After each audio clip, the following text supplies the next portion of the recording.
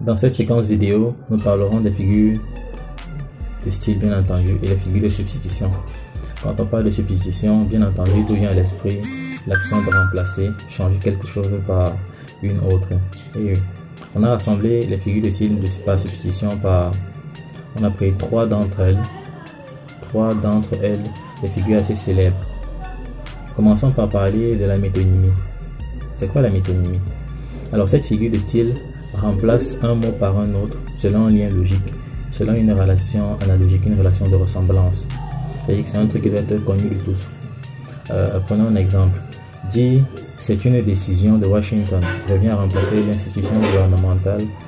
Elle a résumé à l'expression Washington, voilà, le siège de l'institution. Ou alors dire à quelqu'un je consulte le Larousse, je consulte le Petit Robert.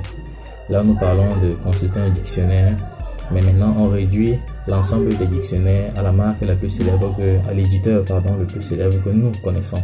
Et pour le cas d'espèce, Larousse.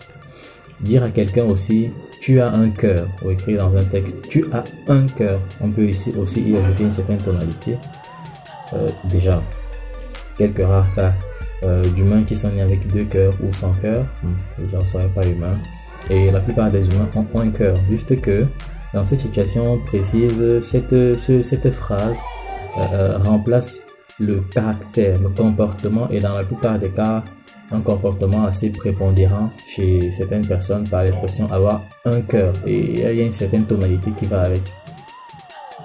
Dire cette autre phrase, vous connaissez Big Flo et Oli, le duo.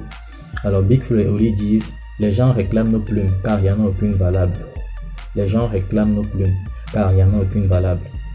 C'est clair, ils sont pas des oiseaux pour marcher avec des plumes. Il s'agit du fruit de leur inspiration. Les gens nous réclament, nous, parce que les autres ne valent pas la peine. Voilà un peu en quoi consiste la métonymie. Donc c'est assez soft, tout le monde peut l'utiliser. Et quand vous rédigez un texte, vous pouvez vous rendre compte de son importance. Et si vous parcourez même, je vous assure, les textes de paroliers de votre région, vous vous rendrez compte que beaucoup d'entre eux font des substitutions. Mais il n'y a pas que ça. Il n'y a pas que la métonymie qui est utilisée comme figure de style de substitution. Il y a également ce qu'on appelle synecdoque. Alors, synecdoque, c'est quoi ça? Elle consiste à désigner la partie pour le tout pour la partie, la matière pour l'objet et le particulier pour le général. Je peux relire, elle consiste à désigner la partie pour le tout pour la partie, la matière pour l'objet et le particulier pour le général. Les paroliers et les slameurs sont vraiment friands de cette figure de style. Ça offre des possibilités très intéressantes. Dans une phrase, on peut dire le Brésil croise l'Allemagne. Bon, de manière simple, l'Allemagne est située en Europe, le Brésil, voilà. D'un côté, pour qu'ils se croisent, il faut vraiment un procédé assez ingénieux. Pourtant, il s'agit simplement de dire que dans une compétition, les représentants des différentes nationalités se croisent, un match de foot, un match de basket ou autre chose. On remplace les sportifs par le nom de la nation, donc le particulier pour le général. Et dire aussi mon VTT a crevé, mon VTT a crevé, mon vélo tout-terrain a crevé. C'est utiliser cette figure aussi, c'est faire de la substitution. On va désigner la matière pour l'objet ici. Déjà un VTT ne peut pas crever. C'est clair qu'un VTT ne peut pas crever. Si, il peut crever, mais là on parle principalement d'une crevaison. Sachant que c'est compliqué d'utiliser un VTT avec une eau crevée, on va généraliser. On va prendre ce particulier, on va le généraliser. En slam, c'est quelque chose de friand et beaucoup de paroliers aiment utiliser ça. On peut aussi dire cette maison fume. Pour parler de la cheminée, vous voyez, vous passez quelque part, vous voyez la fumée sortie d'une maison, cette maison fume. Voilà, c'est pour parler de la cheminée. La cheminée n'est qu'une partie assez infime de la maison, assez petite de la maison, mais on peut remplacer ça, voilà. Et ça marche comme ça dans les textes.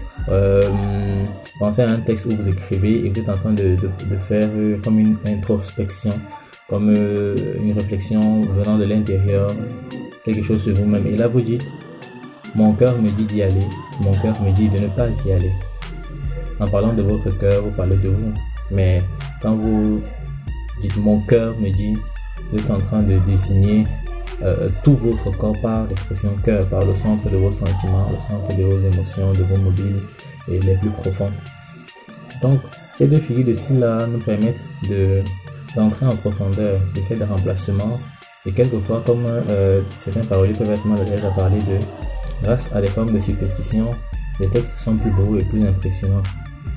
Parlons de ceci qui est assez intéressant, la dernière des trois, ce qu'on appelle périphrase. Alors, périphrase, c'est quoi ça? La périphrase remplace un mot par un autre, elle remplace un mot par une expression qui la définit. Et on privilégie à ce moment-ci la simplicité, l'implicité. Remplacer un mot par une expression qui la définit. Pour parler de l'anglais, on utilise l'expression la langue de Shakespeare. Pour parler de l'espagnol, il y en a qui diront la lingua de Dios. Voilà. Dans certaines circonstances, pour parler de quelque chose d'extrêmement pertinent, de quelque chose d'extrêmement élevé par rapport à un domaine précis, on utilise l'expression le must. Oui.